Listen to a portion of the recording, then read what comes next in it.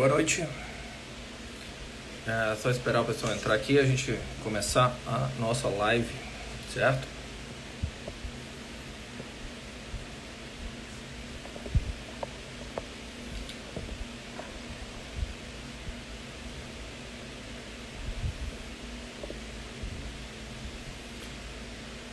Fala, Lucas. Tranquilo?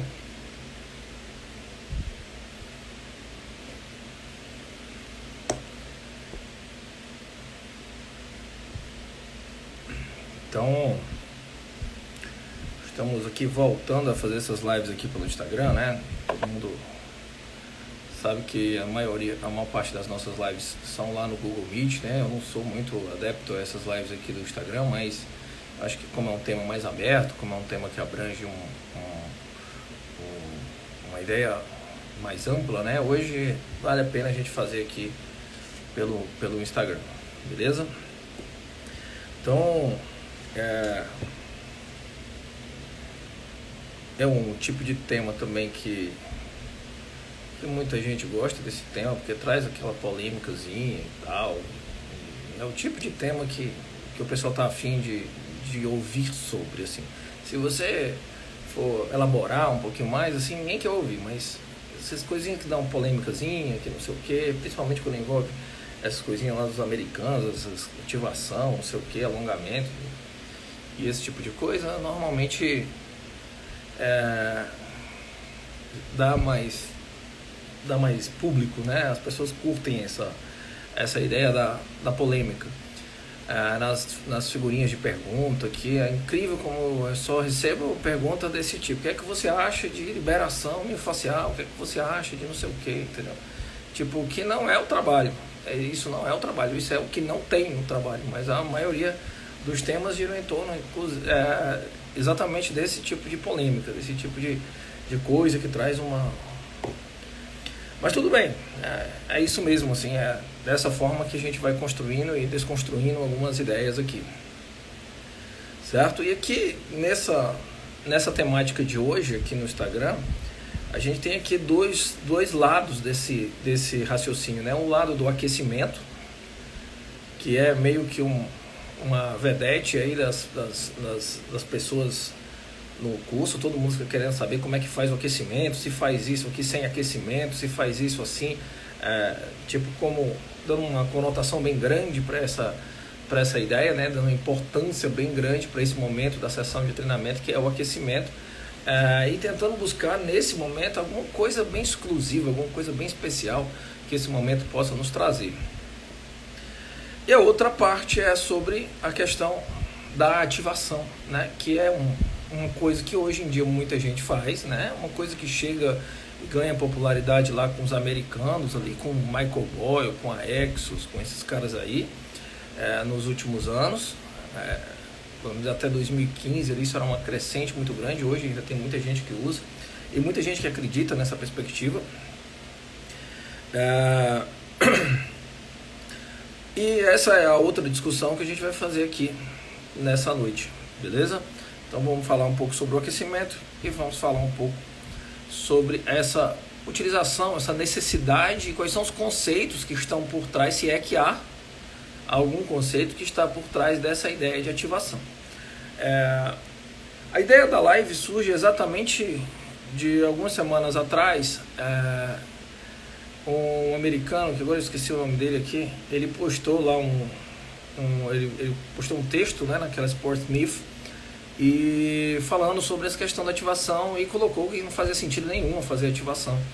Só que isso eu já falo há muito tempo. Quem foi meu aluno aí das antigas sabe que esse negócio de ativação eu já descartei aqui da minha prática, e já comento isso no curso há muitos anos mesmo, assim, faz muito tempo que eu não falo disso. Mas e aí entra no post que eu escrevi sobre a espiral do silêncio lá. Se todo mundo faz na área. Todo mundo pega suas mini bands lá, fica andando de um lado para o outro, de lado, de frente, não sei o que. Todo mundo faz isso aí. Se alguém não faz, esse alguém é o diferentão. E esse alguém diferentão, ele tende a normalmente não opinar, né? Se ele opinar, ele é polêmico, ele é não sei o que. E esse sou eu, entendeu? No final das contas. Acaba sendo E não é proposital, é porque realmente o negócio não faz sentido nenhum, mas é um negócio altamente popular, né? Esse é o problema dos gringos aqui no Brasil, né? Gringo tem fé pública no Brasil.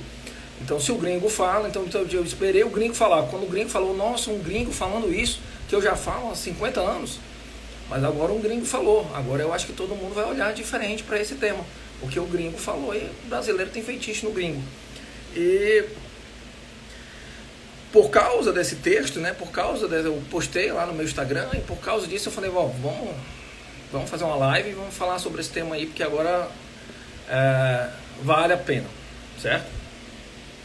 Porque o gringo falar chama atenção, né? Tipo, tu fala há 10 anos, mas não chama atenção igual um gringo fazer 2 paginazinhas de texto. E existem muitas coisas por trás dessa perspectiva e do motivo de eu não usar uma mini band para fazer ativação. Esses motivos são extremamente óbvios, lógicos, mas eles vão de encontro a uma prática que você abre uma porta de uma academia, você vai ver gente fazendo hoje em dia. Então, vai de encontro a muito do que se faz dentro da prática. E assim como o Lucas está falando aí também, você vai ver um jogo de futebol, um jogo da seleção brasileira, vai estar um carinha lá com a mini band andando para um lado e para o outro. Então isso parece ser certo, porque está todo mundo fazendo. E muitos dos que fazem isso nem elaboraram nada, nem pensaram nada, simplesmente fizeram porque, se lá nos Estados Unidos o cara faz, se lá na Exos o cara faz, se lá não sei aonde o cara faz, então é porque é bom. Então vamos fazer também, entendeu? Mas há uma reflexão a ser feita, e é exatamente essa reflexão conceitual. E assim, qual o suporte disso? Zero. O suporte da literatura é zero com relação a isso. O suporte lógico, que é muito importante para mim, é zero também com relação a isso. Então nem tem literatura, nem tem evidência de que isso realmente deva ser usado, e nem tem lógica usar. Mas todo mundo usa porque o americano lá usou. E isso aí é motivo suficiente para você usar também. Mas não é. Entende? Então aqui tem duas perspectivas. Isso vem junto com uma historinha muito pessoal de como eu comecei a refletir sobre isso, né? Quais foram os starts aí dessa reflexão que eu fiz sobre essa prática que eu também usei. Em outro momento, muitos anos atrás, muito tempo atrás, eu também usei. E parei de usar porque, por causa dessas reflexões, por causa dessa busca na literatura, por causa desse tipo de análise, eu não vi mais sentido em usar isso. Bom, isso começa há muito tempo atrás, quando eu fui na certificação da Exos, que não era Exos ainda na época, era Atriz Performance. Então eu fui lá e lá tinha um aquecimento que chamava-se preparação de movimento, porque vende melhor se você mudar o nome. Então esse aquecimento era preparação de movimento, tinha uma perspectiva relacionada a uma curva de força-velocidade e tinham essas fases encaixadas na curva, né? Uma dessas fases era ativação, aí você tinha ativação, você tinha alongamento dinâmico, você tinha um trabalho com aumento da temperatura, integração, que eles chamavam, se eu não me engano, e no final uma ativação neural, que normalmente eles faziam, tipo um footwork, entendeu? Quando eu estava lá assistindo a aula, eu olhei para aquilo ali, há muito tempo atrás, e vi que aquilo era uma evolução para aquele momento, em termos daquilo que existia antes. O que existia antes? Fazer um esteiro, 10 minutos de esteiro, uns alongamentos estáticos e umas máquinas de musculação. Era isso que tinha antes. Não, qualquer coisa que viesse era mais legal que isso. Então veio alguma coisa diferente disso e mais legal que isso, para a época. Só que eu aprendi lá a curva de força, velocidade, as fases da curva, o que é que se encaixava em cada uma dessas fases, fazer ativação, qual era o exercício, vai para frente, vai para o lado, tem um clean aqui, os exercícios que eles mostraram lá. Achei legal, aquele momento lá, voltei, falei, quero embasar isso aqui, quero dar uma olhada nisso, quero usar isso, usei muito tempo. nos meus atletas, mas eu quero explicar por que eu estou usando. E assim, a Exos não deu muita explicação sobre isso, assim. Na época, um pouco depois, lançaram um livro do David Joyce, que tinha um capítulo lá, também não tem muita explicação, era só o cara dizendo que ele fazia isso. Basicamente, o cara dizendo que ele fazia isso, com algumas confusões bem sérias, que daqui a pouco eu vou comentar aqui no capítulo do livro lá do David Joyce sobre aquecimento. Tem algumas confusões conceituais extremamente sérias, assim, é bem ruim o capítulo. E dentro dessa perspectiva, quando eu voltei, eu fui atrás na literatura para ver se tinha na literatura um suporte para que eu usasse a tal preparação de movimento, para que eu usasse os alongamentos dinâmicos, para que eu usasse a ativação. E por que usar essa ativação com a mini band, por que fazer esses exercícios com a mini band surtiam aqueles efeitos prometidos pela preparação de movimento e principalmente por essa literatura bem cheia de viés aí que eles forneciam. Bom, não achei nada, velho. E assim, eu te juro que eu procurei querendo achar. Eu tinha muita vontade de chegar numa sala de aula, numa explicação, numa palestra, mostrar aquela figurinha da curva força-velocidade, com cada uma daquelas fases da Exos e explicar por que aquilo era a melhor opção que a gente tinha. Por que aquilo era muito bom. Era essa a minha intenção. Só que, dia após dia, de busca na literatura, tentando achar e responder uma pergunta simples. Por que exercícios de baixa intensidade com mini bands geram ativação que pode ser levada para otimizar um treino posterior? Era essa aí a minha busca. Era responder essa pergunta. Por que esse treino com a mini band e para frente, para o lado e para não sei aonde fornece ativação muscular que otimiza o treino posterior? Nunca achei essa resposta. Essa resposta nunca veio. Não tem na literatura. Eu procurei exaustivamente isso aí. Exceto nesses livros que, como esse capítulo lá do livro do David Joyce, que tipo confunde tudo e fala um monte de coisa sem nem se preocupar em explicar nada. E talvez partindo até do pressuposto, ninguém sabe o que é com a potenciação pós-ativação, então eu posso dizer que é qualquer coisa que ninguém vai contestar o que eu estou falando aqui, porque... Então, a maioria das pessoas talvez faça isso, mas alguns sabem o que é uma potenciação pós-ativação. E não deu para explicar. Até hoje eu nunca consegui uma explicação minimamente viável para tal preparação do movimento, para tal mini band lá utilizada e para nada disso.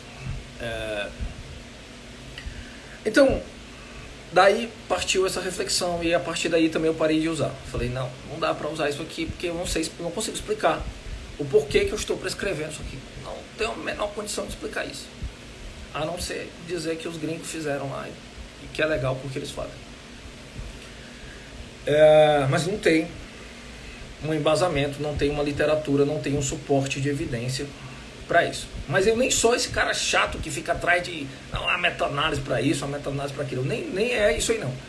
Depois eu ainda dei uma chance. Eu falei, e a lógica, velho? Será que tem lógica?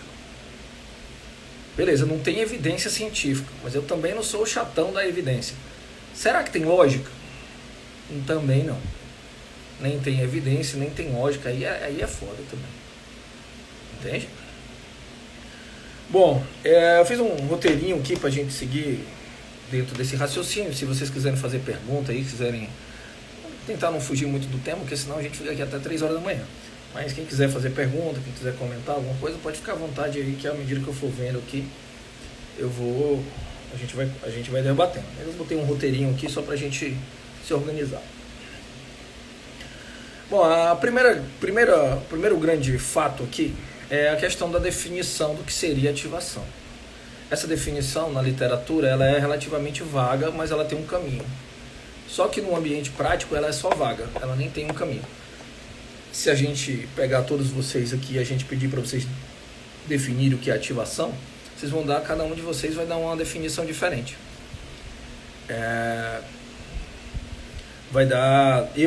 A minha definição também pode ser diferente de um monte de gente. Não existe uma unidade aqui para esse conceito de ativação. Só que a literatura te dá um caminho para isso. Apesar de haver também algumas divergências na própria literatura, ela tem um caminho. E esse caminho é dos processos eletroquímicos envolvidos nisso. Então é um processo eletrofisiológico que é representado, está representado no recrutamento de unidades motoras e principalmente na taxa de disparo do neurônio motor. Então ativar um músculo, que é exatamente descrever esses processos que precedem uma contração muscular voluntária ativa.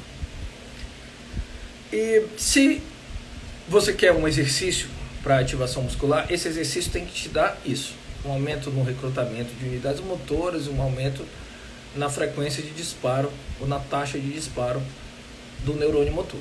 Ela tem que otimizar esse mecanismo aí, porque esse é o caminho que a literatura dá para definir plausivelmente a ativação. Isso pode ser pesquisado através, por exemplo, de eletromiografia. Essa eletromiografia vai te dar um direcionamento em termos de número de potencial de ação envolvido aí, ou seja, uma ativação elétrica desse músculo, que repercute nessas duas variáveis aí, nessas duas variáveis eletrofisiológicas. Bom, se queremos um exercício para isso, esse exercício precisa dar conta dessas duas variáveis. Precisa aumentar a frequência de disparo e precisa aumentar o recrutamento de unidades motoras. Se o exercício fizer isso, então ele é um exercício de ativação. Bom, a discussão da literatura ela não para aí, ela evolui. Ela inicia, na verdade, evolui a partir do princípio do tamanho de Hahnemann, que é um conceito clássico da fisiologia de muito tempo. E com base nesse conceito, com base nessa ideia, nos seus mecanismos subjacentes, nasce o conceito de potenciação pós-ativação, que é um conceito que é citado, por exemplo, nesse capítulo aqui do David Joyce lá, que eu falei aqui. Só que não tem absolutamente nada a ver com o conceito da literatura. Ele cria um conceito próprio dentro sem lógica alguma, dentro do capítulo do livro.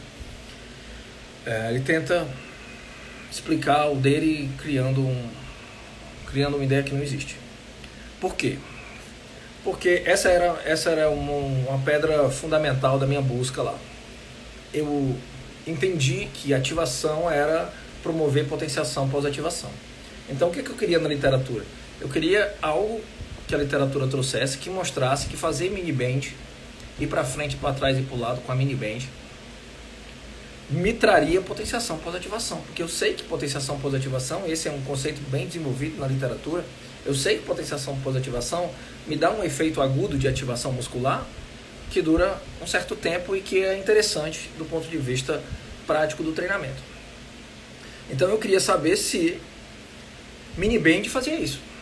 Se mini band gerasse, promovesse potenciação pós-ativação, como o capítulo lá do livro diz, ótimo. Então era esse o caminho. Então eu explicaria por que eu mandava os caras andar com a mini band lá para um lado e para o outro, porque isso gerava potenciação pós-ativação, então eu tinha ali ativação muscular de fato. Mas não encontrei. Não tinha isso na literatura. O que é que tem na literatura sobre potenciação pós-ativação? Tem os mecanismos que envolvem isso do ponto de vista da explicação sobre por que isso ativa, por que isso ativa um músculo de forma aguda, né? Não tem efeito crônico, a literatura nunca mostrou um efeito crônico de forma consistente, mas mostra um efeito agudo de forma bem interessante. Pelo menos no momento isso é uma direção positiva para o treinamento. E esse efeito dura em termos de 80 minutos mais ou menos, que é legal, porque o treino vai durar menos que isso. E traz como mecanismos subjacentes uma questão envolvida na escala molecular, né, da fosforilação da cadeia de miosina e o princípio do tamanho de Hahnemann, certo? Essas duas vertentes, esses dois conceitos mais clássicos da fisiologia estão aí inseridos dentro da explicação da potenciação pós-ativação. Tem mais coisas na literatura ao longo do tempo, mas algumas coisas a gente até vai falar aqui daqui a pouco. O fato é que o exercício da mini band para ativar uma potenciação pós-ativação não é viável. E a literatura traz bem claro alguns mecanismos que disparam essa potenciação positivação. Exercícios com altas cargas, com cargas muito altas, disparam potenciação positivação. Isometria dispara ativação, potenciação positivação. E uma parte pequena da literatura fala sobre exercícios pliométricos. Essa aí eu confesso para você que eu não acho interessante essa estratégia. Mas, por exemplo, fazer um agachamento pesadão, potenciação positivação. Fazer uma isometria de alta intensidade, potenciação positivação. Mas mini band não. A mini band não vai trazer isso para você. Ou seja, a mini band não é capaz de aumentar a frequência de disparo nem o recrutamento de unidades motoras. Logo, não ativa músculo nenhum. Então, não dá para esperar que um exercício como esse possa melhorar o treino futuro, né? E também não faz sentido a gente confundir o que uma mini band pode nos proporcionar e potenciação positivação. São dois conceitos que não estão nem próximos um do outro aqui. Potenciação positivação é uma coisa e esse negócio de mini band aí é outra coisa. Potenciação positivação tem sim um suporte na literatura, mas ela é evocada por estratégias de treinamento que envolvam altas cargas, altíssimas cargas, ou isometria de alta intensidade. É só assim que você vai conseguir potenciação positivação e não com mini band. Mini band não pode fazer isso por você. Consequentemente, ela perde o propósito de ativar músculo, ela não ativa o músculo. Essa é a perspectiva mais clássica, mais das antigas que tem aqui. Depois, esses conceitos evoluem. Então, a gente vai ter, num segundo momento, uma ideia de potenciação positivação, ou seja, de aumento da frequência de disparo e de aumento do recrutamento de unidades motoras, baseado na contração de alta intensidade, como eu falei aqui. Se eu tenho contração de alta, para que eu possa obter alto nível de recrutamento, isso aqui é nesse sentido aqui, ó, alto nível de recrutamento e frequência de disparo do neurônio motor, ela tem que vir vinculado a uma necessidade de fora. Esse aqui já é um conceito que envolve um sistema, organismo, ambiente que a gente trata tanto aqui, né? Então, se eu gero lá fora um campo de forças externas, né, uma landscape de forças externas que seja muito grande e desafiante para o sistema, para o organismo, esse organismo tem que aumentar a frequência de disparo dos neurônios na escala interna, na escala neuronal, na escala neural, e tem que aumentar o recrutamento de unidades motoras lá na transição neuromuscular, para cumprir as necessidades de um ambiente externo de altas forças. Então, se eu quero aumentar a frequência de disparo e se eu quero aumentar o recrutamento de unidades motoras, se eu quero um exercício para isso, esse exercício precisa ter altos níveis de carga. Precisa envolver uma landscape de carga de forças externas muito grande.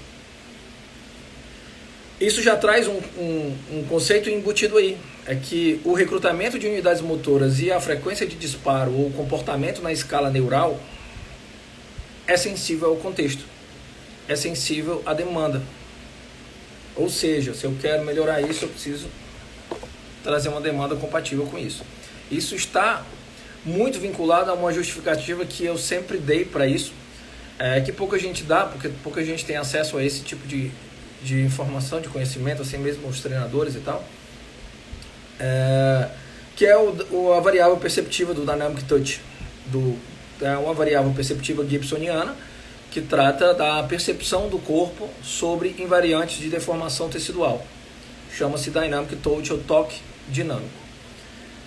O toque dinâmico nada mais é do que uma interface, uma variável de interface entre um organismo e um ambiente.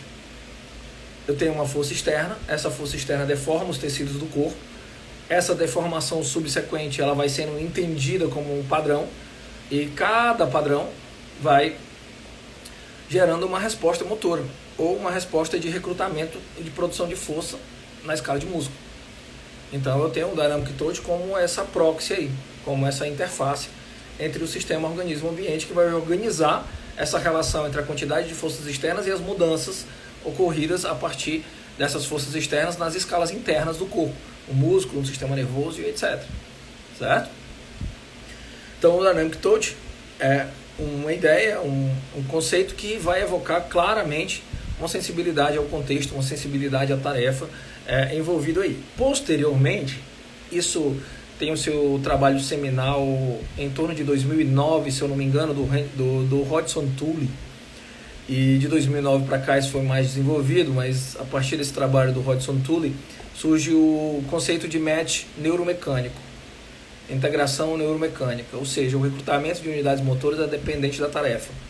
E mais que isso, hoje em dia, o recrutamento de unidades motoras é dependente do contexto, é sensível ao contexto, e esse contexto, da perspectiva ecológica, é uma landscape de forças externas, que bate naquilo. Ó, se eu quero alta frequência de disparo e alto recrutamento de unidades motoras, ou seja, se eu quero ativação muscular, eu tenho que dar um ambiente de altas cargas.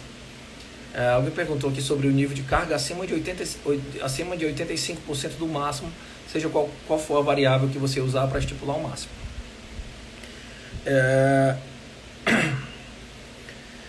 Então, esse conceito de match neuromecânico, né, de integração neuromecânica, ela vai te levar ali a uma relação direta entre o que a gente pode definir como ativação e um contexto, ou seja, uma landscape, um cenário de forças externas que estejam envolvidos dentro dessa tarefa, certo?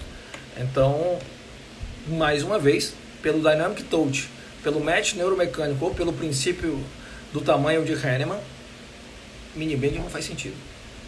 Seja qual for a explicação que você tente dar aqui, as mais clássicas ou as mais modernas. Não faz sentido em nenhum. Não faz sentido pela potenciação pós-ativação definida de forma clássica, não faz sentido pela variável gibsoniana de percepção áptica, envolvida com o Dynamic Touch, e também não faz sentido pelo o match neuromecânico, certo? Porque a ativação, o recrutamento das unidades motoras e a frequência de disparo do neurônio motor é sensível ao contexto e é sensível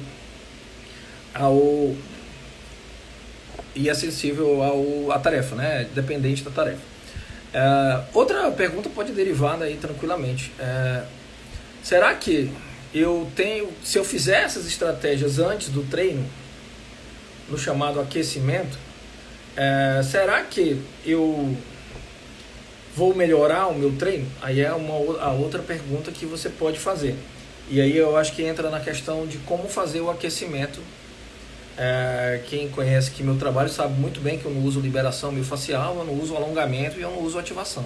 Ou seja, eu não uso nada que está ali naquela tal preparação do movimento, nem uso nada que está entendido, assim, na maioria das vezes, com um aquecimento. O meu aquecimento é completamente diferente. Tem um aquecimento? Tem um aquecimento, mas não tem esse tipo de coisa. Não vou falar aqui sobre essas outras coisas, que eu teria que fazer outra live para falar disso. Maior volume não ativa mais mesmo com menores cargas? Não, era essa a pergunta que eu sempre fiz e era essa pergunta que a literatura nunca deu suporte.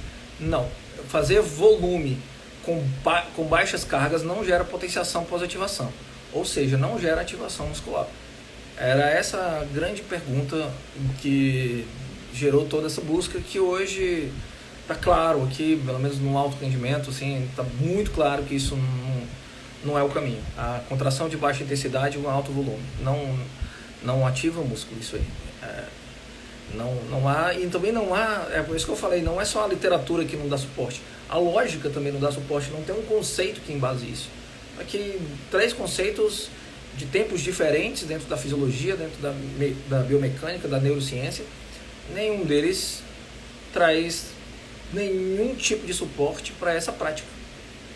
Eu não vejo motivo nenhum para você usar uma mini band, pelo menos no sentido de tentar fazer uma ativação muscular. Nem a mini band, nem qualquer outra estratégia que busque a ativação muscular que não seja essa. E assim, vale lembrar que essa estratégia de potenciação pós-ativação, ela só tem efeito agudo. Não espere nada crônico dela. Não espere que fique um efeito a longo prazo da potenciação pós-ativação. A literatura também não vai dar suporte para isso. Mas, apesar disso ser uma discussãozinha que eu acho bem inócua, se não tem efeito crônico, então para que eu vou fazer? Cara, eu acho extremamente interessante que eu consiga, durante o meu treino, estar um pouco mais propenso à produção de força. Eu acho interessantíssimo isso. Então o efeito agudo me tem um valor bem interessante para a prática, entendeu? Mas eu, obviamente, não espero efeitos crônicos com relação a isso. É um aquecimento mesmo. Mas se você for fazer isso, se você quer esse efeito agudo, se você acha importante esse efeito agudo, só existem dois caminhos. Ou isometria de alta intensidade, que é o que eu uso, ou exercícios com altas cargas. Agachamento, coisa do tipo. Que eu não uso, porque para eu usar esses exercícios com altas cargas, eu precisaria ensinar a agachar, né? Como vocês também já sabem, não é um exercício que eu costumo usar na minha prática. Consequentemente, eu não vou fazer um processo pedagógico só para isso, se eu posso usar a isometria. Então eu uso isometria porque a carga pedagógica envolvida na isometria é muito menor, eu uso com mais segurança, com mais tranquilidade, sem precisar de muito desgaste. Então essa é a minha escolha para potenciação pós-ativação. Então, a ativação, ou pelo menos a prática da ativação, como se está fazendo aí, ou se vem fazendo aí ao longo dos últimos anos, com a tal da mini band, com esses exercícios de baixa intensidade, não faz sentido nenhum, por nenhum prisma aqui, absolutamente nenhum prisma desses aqui dão suporte para esse tipo de prática. Capacidade de produzir força envolve aumento da taxa de disparo, e esse aumento da taxa de disparo vem em resposta a um contexto de altas forças. Então, altas forças externas geram um aumento da frequência de disparo, que gera um aumento da produção de força. Isso está tudo ligado. Existe uma sensibilidade ao contexto dentro desse mecanismo. E isso não é possível com mini band. Claramente isso não é possível com mini band, que fique bem claro isso aí. Depois tem o feitiço do glúteo, né? O feitiço do glúteo é interessante porque tudo isso a gente vai buscando em retrospectiva os motivos pelos quais essas coisas, as pessoas chegam a essa conclusão e isso vira uma prática comum, né? Mesmo sem um motivo para que ela vire essa prática comum. Obviamente, mesmo dentro da perspectiva internacional, na perspectiva geral, isso vem associado ao que eles fazem, ao que alguém faz. Se alguém faz assim, eu faço também, porque esse cara parece um cara legal, entendeu? E aí, você entra na sistematização de que, buscando na literatura algumas explicações, essas explicações bem vazias, assim, essas explicações bem simplórias e sem sentido nenhum, você talvez ache uma explicação para esses exercícios em alguns trabalhos que mostram que fazer a mini band ativa o glúteo e que esse glúteo era dormente, esse glúteo tinha uma tal amnésia, o que é um absurdo também isso aí.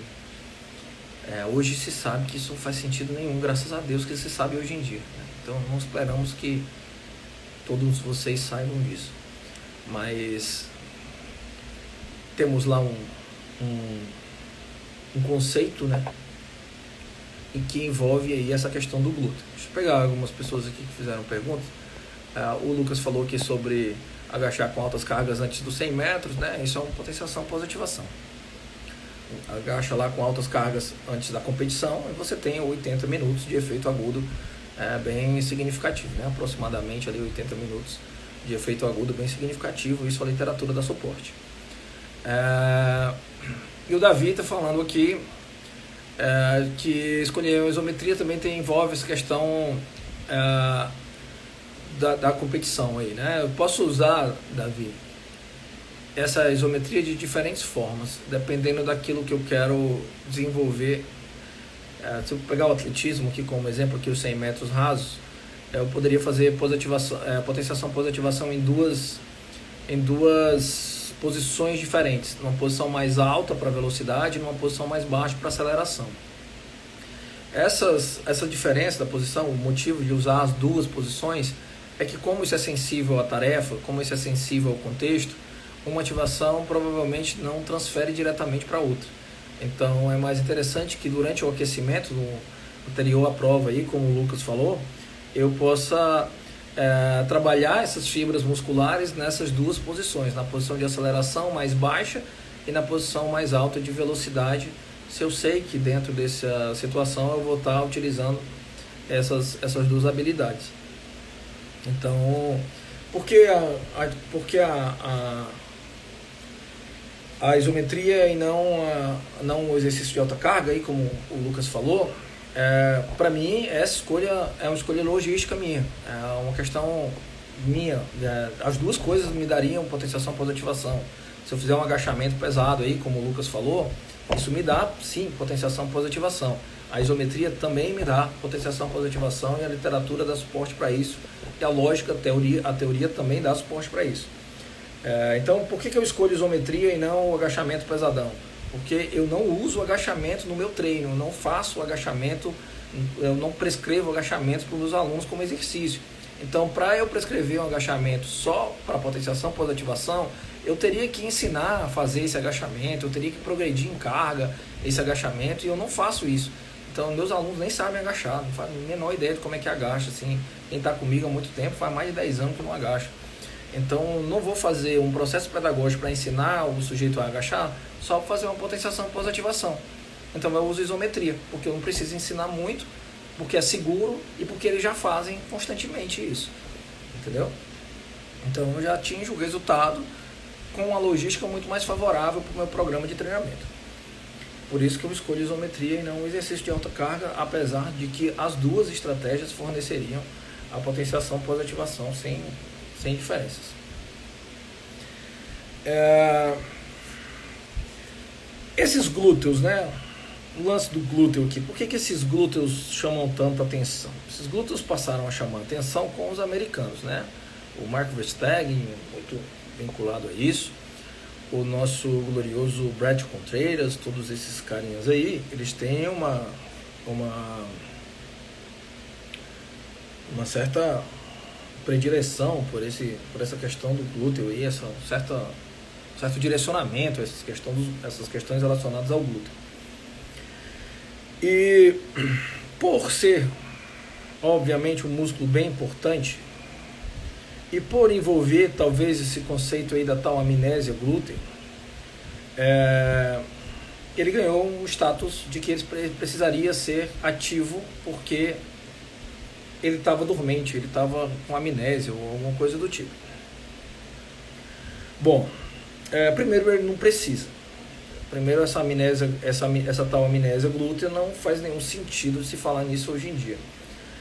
Por quê? Porque esse processo do glúteo, o glúteo é um músculo que tem suas fibras direcionadas em 45 graus. Então ele opera muito bem quando a posição inicial do movimento é 45 graus. Porque tem um nível de relevância na aceleração e tem outro completamente diferente na velocidade. Mas, quando no processo de evolução o ser humano passou a ser bípede ao invés de quadrúpede, esse glúteo passou a operar constantemente no nosso cotidiano, né, na nossa vida diária ali, fora do seu melhor comprimento para a produção de força. Ele operava assim quando a gente andava em 4 patas. A partir do momento que a gente passou a andar em 2, esse glúteo esqueceu de como produzir o máximo da sua força. Tanto é que exercícios que buscam esse recrutamento do glúteo, né, buscam esse trabalho mais enfático do glúteo, normalmente eles têm essa posição de 45 graus, é o caso do swing, do kettlebell, é o caso do hip thrust e tal. Esses exercícios normalmente eles têm uma posição de 45 graus preferencial, né? O sujeito assume essa posição de 45 graus, que é onde o glúteo trabalha melhor. Mas quando você anda, não tem como fazer isso. Então o glúteo se esqueceu, né? O glúteo entrou em amnésia no dia que o ser humano ficou bípede. E a partir daí, nunca mais ele lembrou de nada. E não tem exercício nenhum que vai fazer ele lembrar. Existem alguns estudos na literatura que falam sobre questões de disfunção de ativação a nível de glúteo ou a nível de outros músculos. Isso existe realmente. Se você tem um edema, se você tem dor, isso inibe a ativação. Você não espera uma ativação máxima de um músculo, uma ativação adequada de um músculo, se você tem um edema, se você tem dor. Esses fatores, eles são fatores que regulam negativamente, né, a ativação muscular. Mas isso não se resolve com mini band. Isso se resolve gerenciando a dor, isso se resolve drenando o edema, isso se resolve atuando nos fatores que causam essa diminuição da produção de força e da ativação muscular. Mini band não vai resolver esse problema. Existe um outro grupo de estudos que vai falar sobre uma melhoria de dor e função a partir desses exercícios. Aí você vai ter que ir atrás de qual é a população que esse estudo está estudando. Normalmente, geralmente, são pessoas altamente sedentárias, com altíssimo déficit de treinamento. E aí o sujeito faz lá um protocolo de exercícios com mini band, e ele vai dizer, olha, esse protocolo de exercício com a mini band melhorou dor e função. Melhorou dor e função de quem, amigo? Melhorou dor e função dessas senhoras aqui sedentárias. Beleza. Se você não tem nada e você vai agora fazer um movimento com uma mini band, você tem alguma coisa. Então isso gera algum tipo de adaptação, porque partimos de uma baseline nula. E aí você pode até chegar nessa conclusão, porque nessa população aí, qualquer intervenção que você fizer com a mini band, sem a mini band, só com o peso do corpo, ou qualquer coisa, absolutamente qualquer um, vai gerar uma adaptação positiva numa pessoa que estava zerada ali. Nível de treinabilidade lá em cima e respondendo a qualquer coisa que você fizer com ela. Aí o estudo chega à conclusão que exercício com mini band melhora dor e função. Sim, melhora. Isso é fato nessas pessoas. Daí a extrapolar esse achado aqui para a seleção brasileira de futebol, aí é absurdo, sem sentido nenhum. Aí esquece. Aí é o absurdo do absurdo. Porque a seleção brasileira de futebol, ou qualquer pessoa minimamente ativa, qualquer aluno seu de academia, mesmo que esse cara que vão lá, que faz o treino, que são bem ativos e tal, não vão responder a esse tipo de exercício. Esses não vão responder. Porque esse absurdo ele é plantado a partir do momento que você começa a querer justificar as suas crenças a partir de um estudo, e dentro desse estudo você pega uma população X que ninguém vai olhar qual é essa população, e simplesmente esse exercício que você achou para as senhoras sedentárias vai se generalizar para você usar no jogador, no atletismo, no basquete, no não sei o que,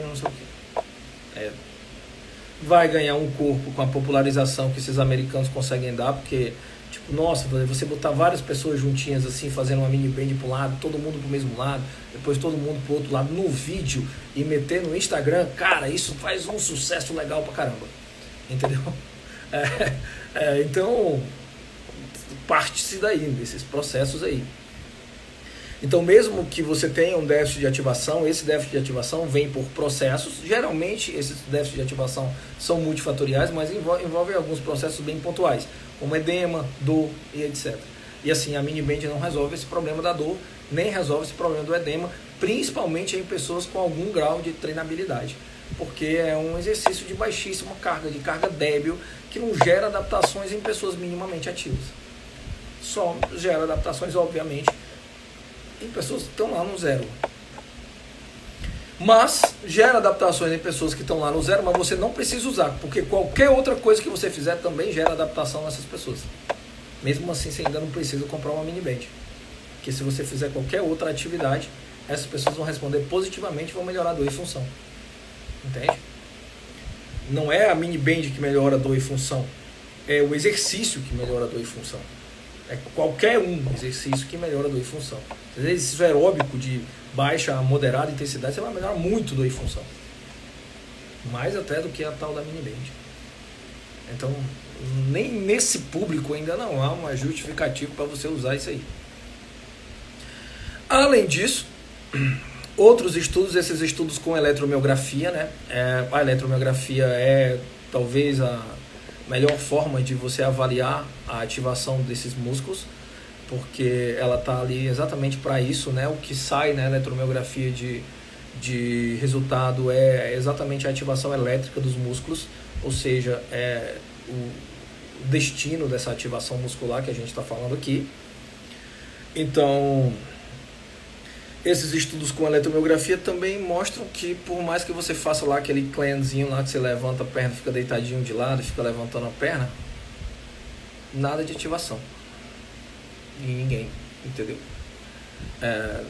E assim, se essa era a promessa, essa é uma promessa não cumprida, especialmente em pessoas minimamente ativas e mais especialmente ainda em atletas, né? Porque em atletas não vai fazer sentido nenhum, véio. Se você é atleta ou treina atleta, não pegue miniband, não encoste nelas, não é o caminho. Então, por exemplo, agora já transitando para a questão do aquecimento, e o aquecimento é tradicionalmente uma necessidade do profissional de educação física, principalmente, as pessoas dão um grande valor para esse momento do aquecimento. Mas será que realmente existe esse valor todo? Vamos refletir aqui sobre isso. Primeiro, eu já vi até treinador de futebol dizendo que o time perdeu porque o aquecimento foi mal feito. Eu juro que o time não perdeu por causa disso. O time perdeu porque o jogador é ruim, o time perdeu porque o treinador escala mal, o time perdeu por causa disso. Mas ele quer terceirizar uma culpa. Como normalmente não é ele que faz o aquecimento, ele diz, pô, a gente perdeu, sabe por quê, cara? Porque o preparador físico ali fez um aquecimento muito ruim. Aí a gente perdeu. Não foi por isso. Tenho certeza absoluta, posso cravar que não foi por isso, certo? Que você perdeu.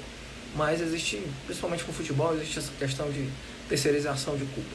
Cada escalão vai terceirizando, o cara que está lá no finalzinho do escalão lá está lascado, porque não tem ninguém para direcionar a culpa dele.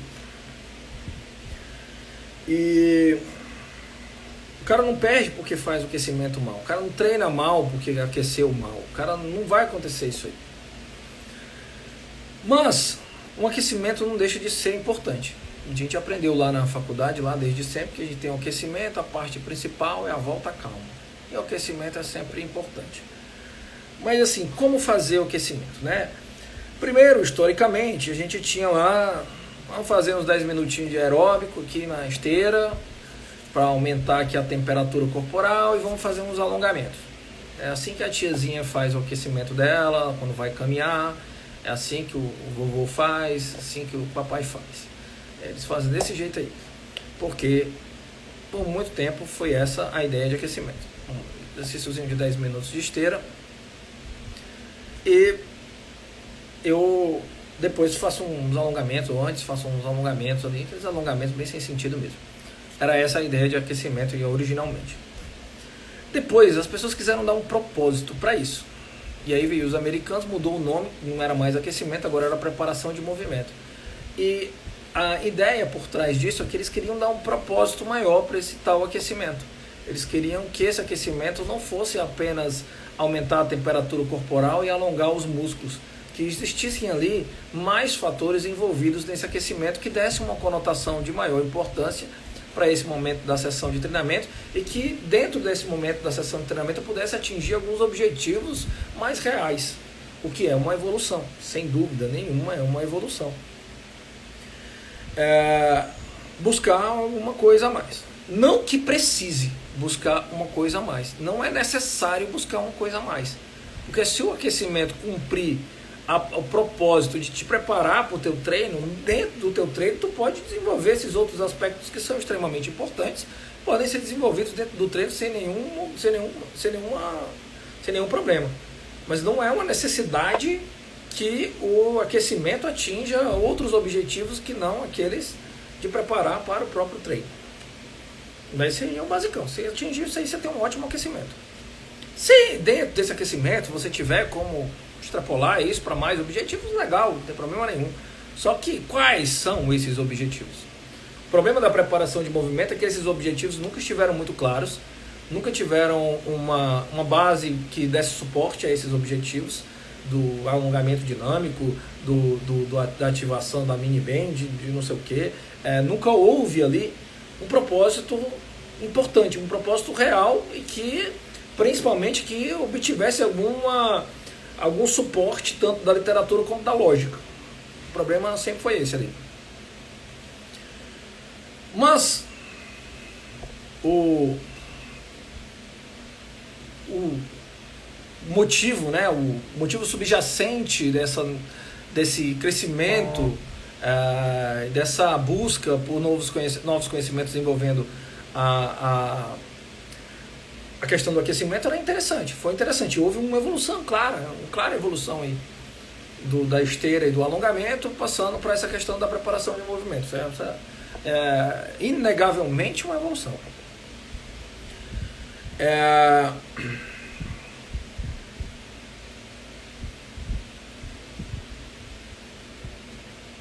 Partindo do pressuposto que a gente já comentou aqui, e assim, que existem outras coisas, né? Precisaria fazer outras lives aqui para eu falar também do alongamento dinâmico, para eu falar também da liberação miofascial e etc. Mas também a conclusão será a mesma. Não tem suporte da literatura, nem tem suporte da lógica para essas outras coisas.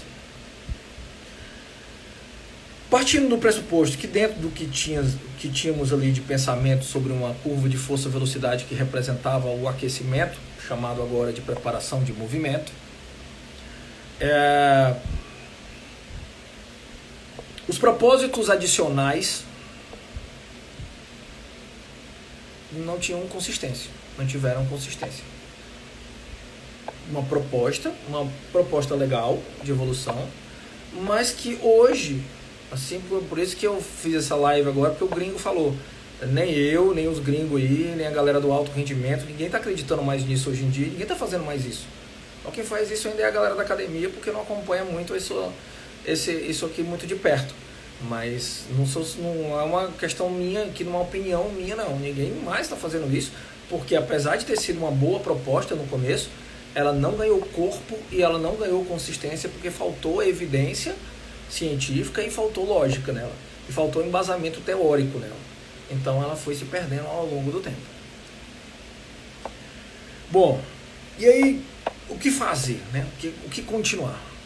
Se você quer, por exemplo, ativar o glúteo, isso é uma coisa que parece que as pessoas ainda não entenderam isso muito claramente. Mas se eu saltar, se eu correr, se eu mudar de direção, esse glúteo está adequadamente ativado, assim como todos os outros músculos, num nível muito maior do que qualquer exercício de força pode proporcionar, e num nível absurdamente maior do que uma tal de mini band pode proporcionar. Saltar, correr e mudar de direção em altas velocidades produz mais força do que qualquer treino de força. Fato, isso aí. Então, dentro daquela máxima que a gente já comentou aqui, de aumentar a produção de força e aumentar a frequência de disparo e o recrutamento de unidades motoras, da integração disso aí, né? Do Dynamic Touch que eu expliquei aqui. Então, se eu quero aumentar a taxa de disparo e o recrutamento de unidades motoras, eu aumento as forças externas. E nada melhor do que aumentar as forças externas saltando, correndo e mudando de direção. Isso é muito melhor do que qualquer exercício contra a resistência. Os exercícios contra a resistência não conseguem alcançar nem os mais pesados, os levantamentos pesadão, os agachamentos pesadão, não chegam nem perto de chamar os músculos para trabalhar numa demanda tão alta quanto saltar, correr e mudar de direção. Então, se eu tenho um aquecimento, saltar, correr, mudar de direção, tem um aquecimento fantástico, o melhor aquecimento possível. Porque ele recruta todos os músculos numa landscape de altíssimas forças externas, mais do que exercícios contra a resistência. E é isso que eu quero. Se eu quero ativar músculos, eu tenho que criar uma landscape de forças externas favorável a isso. Saltar, correr e mudar de direção é o caminho para isso. Então, meu aquecimento precisa ter isso. Certo? Nenhuma outra estratégia vai melhorar isso aí. Mas isso seria o propósito básico, né, do aquecimento. Não seria extrapolar a outros níveis. Mas mesmo assim, eu quero extrapolar a outras coisas. Eu estou afim. Não preciso, não é uma obrigação. Eu posso fazer um aquecimento correndo, saltando, mudando de direção, fazer algumas atividades que envolvam esses movimentos aí, e eu tenho o melhor aquecimento possível aí. Mas eu não quero só isso, eu quero alguma coisa a mais nesse meu aquecimento. E o que é que eu poderia ter a mais nesse meu aquecimento que fosse realmente importante? Que não fosse mini band, que não fosse alongamento dinâmico, não sei o que, não sei o que. O que é que eu poderia ter a mais que isso? Poderia ter o aporte cognitivo. Poderia trabalhar no aquecimento o fator cognição. Se eu trabalhar o fator cognição, automaticamente eu estou trabalhando muitos outros fatores junto a ele. Inclusive essa questão da força. Inclusive essa questão da ativação do músculo. O fator cognição pode estar aí. Então, para responder a pergunta de como é que a gente faz aquecimento, né? Porque essa é uma pergunta que fica rondando o curso, fica rondando todo canto que eu vou, eu mostro lá, eu começo a dar aula, aí o pessoal, e o aquecimento? Como é que faz o aquecimento? Existe uma vontade enorme de fazer o tal do aquecimento.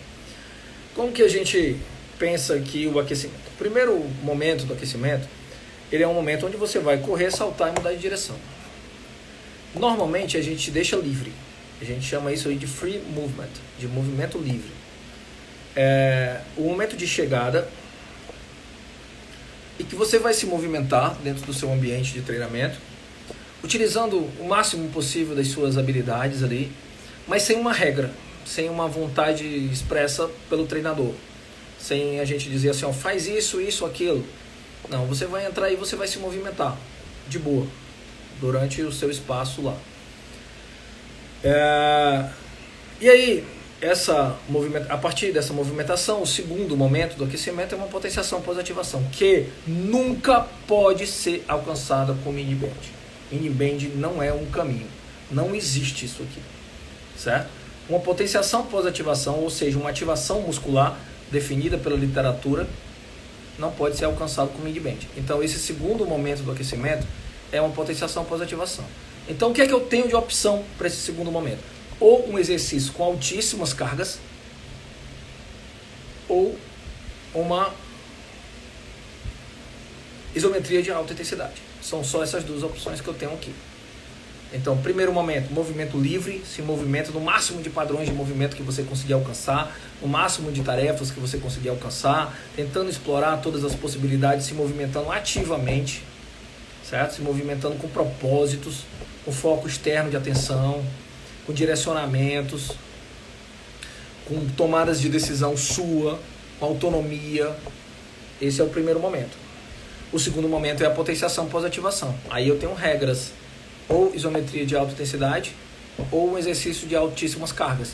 Se você faz lá seus agachamentos, se você faz lá esses exercícios básicos e gerais assim, de treinamento, você pode colocar cargas altas nesses exercícios, fazer uma potenciação pós-ativação, não tem problema nenhum.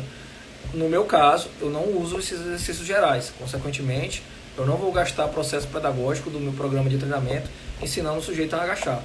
Eu vou usar a isometria, que me exige menos carga pedagógica. Terceiro momento e o quarto momento, esses dois outros momentos, eles são os momentos onde eu vou inserir a cognição. Eles são movimentos, o terceiro momento, né, dessa sessão de aquecimento, é um trabalho rápido de habilidades fechadas, né, de closed skills, de acelerar, de mudar de direção, de velocidade, de desacelerações direcionadas por restrições, o chamado CLA, né, o Constraint Led Approach, ou abordagem guiada por restrição aplicada a habilidades fechadas. Essa é a nossa terceira parte do aquecimento. E a quarta parte do aquecimento continua sendo um CLA, mas em Open Skill. Qual é a diferença da terceira parte para a quarta parte? A terceira parte do aquecimento é em Closed Skill, ou seja, não exige tomada de decisão. Exige apenas um movimento pré-determinado com restrições que vão causar variabilidade e interferência contextual ao longo do teu momento de treinamento, aí, no teu momento do aquecimento. Aí.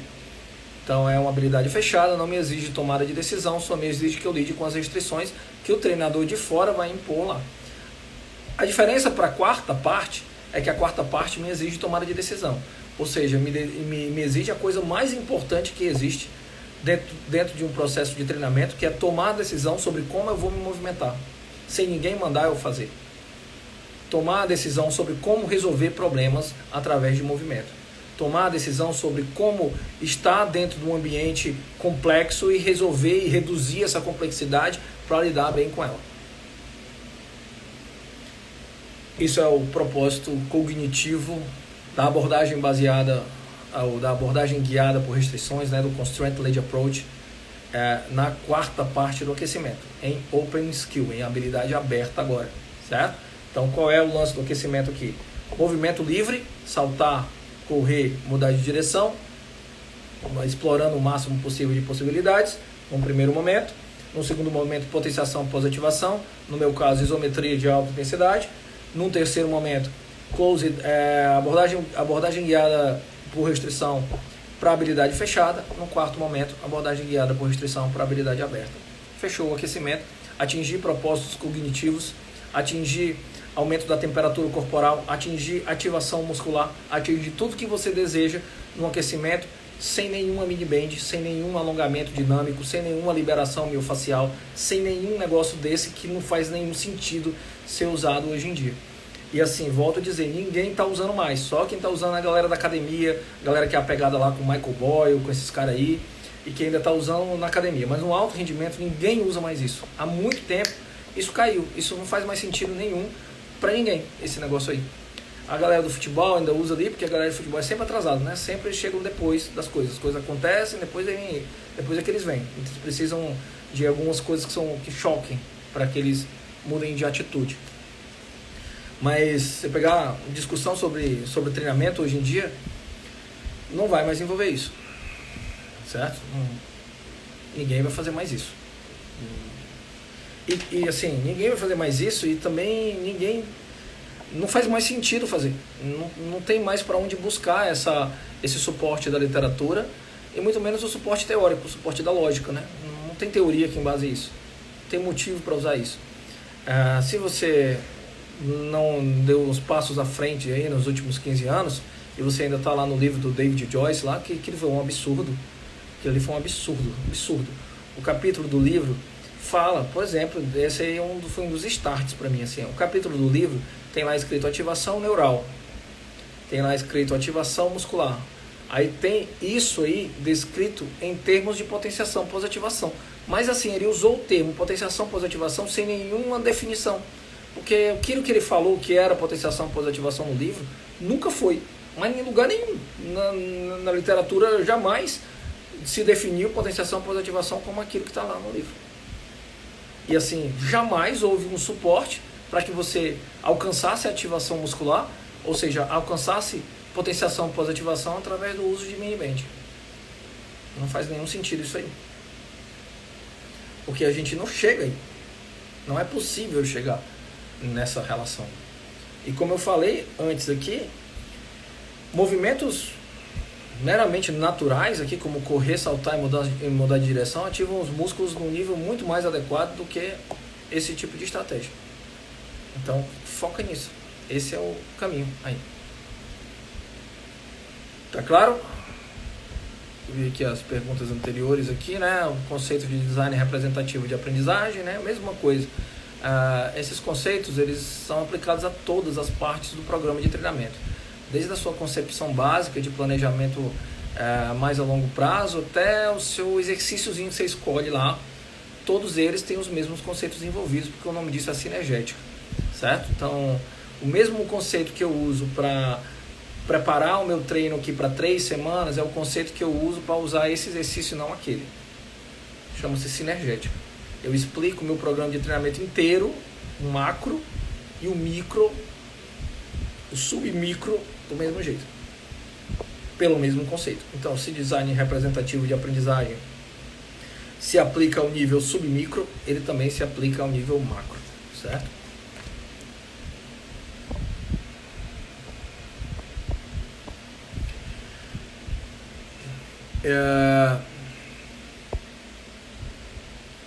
Cara, o Dudu aqui tá pedindo para eu falar sobre a mobilidade. Eu não queria falar sobre a mobilidade porque eu vou ter que entrar aqui numa outra temática muito longa para falar sobre mobilidade, para falar sobre a mobilidade, sobre como a gente trabalha isso.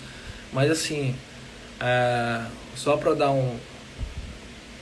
uma iniciada nessa reflexão aí, do mesmo jeito que eu falei aqui sobre ativação, e assim, quando eu chego e falo muito esse tipo de coisa, quando eu chego e digo, eu não uso mini band, não uso ativação muscular, não uso mini band.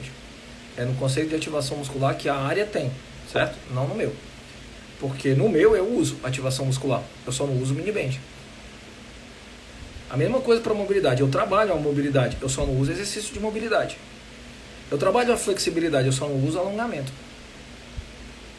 São coisas completamente diferentes aqui.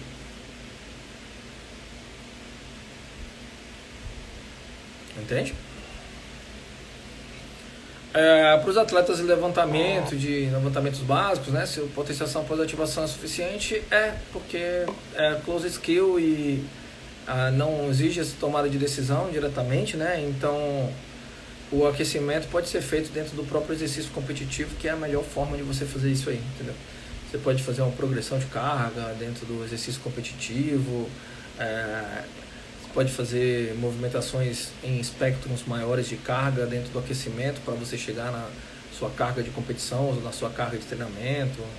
E eu acho que até isso aí todo mundo já faz, assim. Acho que foi uma sub-área assim, de treinamento que eu acho que não aderiu muito esse negócio da mini band, essas paradas aí não.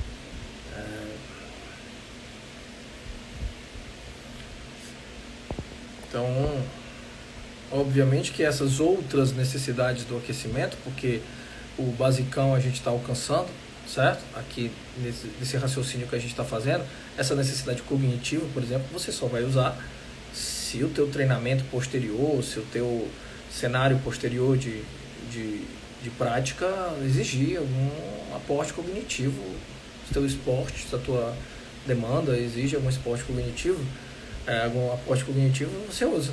Agora sim, exceto esses dois exemplos que o Reinaldo deu aí, do levantamento olímpico e do levantamento básico, o resto tudo tem cognição muito apurada. Pessoas não atletas, né? Aluno de academia, cognição é a base da vida, velho, para essas pessoas. Se você ensina o sujeito a fortalecer os músculos, se você ensina o sujeito a fazer um exercício de força, ele não está ensinando nada para ele. Porque o movimento ele não vem dissociado da cognição. A solução de problemas através de movimento no cotidiano das pessoas, fora do esporte, no cotidiano mesmo, assim, nas nossas vidas aqui normais, ela tem como base a cognição. É a cognição que faz a gente tomar decisões que sejam acertadas ou não acertadas em termos de movimento. Melhorar ou não melhorar o movimento tem que vir sempre vinculado à questão cognitiva, a questão do vínculo cognitivo. Isso dá origem ao ciclo indissociável de percepção, intenção e ação, certo? Então, perceber informações, tornar essas informações uma decisão intencional e executar essa decisão intencional. É dentro desse ciclo, né? E essa sua execução ela já torna essa percepção diferente, por isso que isso é um ciclo, certo? Então, essa relação indissociável entre percepção, intenção e ação está em todos os cenários, certo? Independentemente de ser atleta ou não, na maioria dos esportes tem um envolvimento de um estresse cognitivo bem significativo na tomada de decisão, mais amplamente nos esportes coletivos. Isso funciona ainda mais assim nos esportes coletivos, e mesmo em outras modalidades esportivas, talvez exceto essas duas aí que o Reinaldo citou, temos uma questão cognitiva muito envolvida aí, como protagonista do processo. Então, mesmo assim, né, se você está querendo adicionar benefícios ali à tua estratégia de aquecimento, cognição é um caminho legal, porque cognição não tem falha ali. A gente sempre vai precisar dela. Tomar decisões e se movimentar com base nessa decisão, certo? Tranquilo? Alguma dúvida?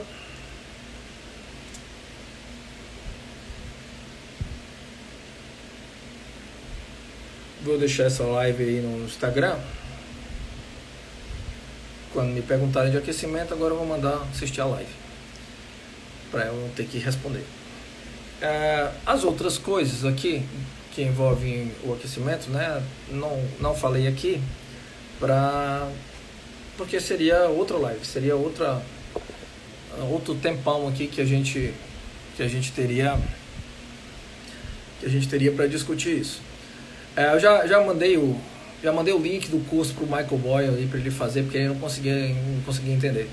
Se ele fizer o curso, talvez ele consiga entender, mas o Michael Boyle tem certa dificuldade.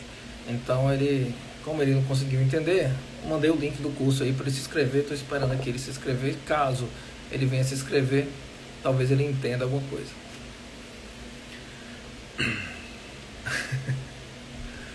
Então, era isso, né? Era falar sobre a questão da ativação e sobre a questão do aquecimento, né? Espero ter ajudado aí a compreender melhor essas inter-relações.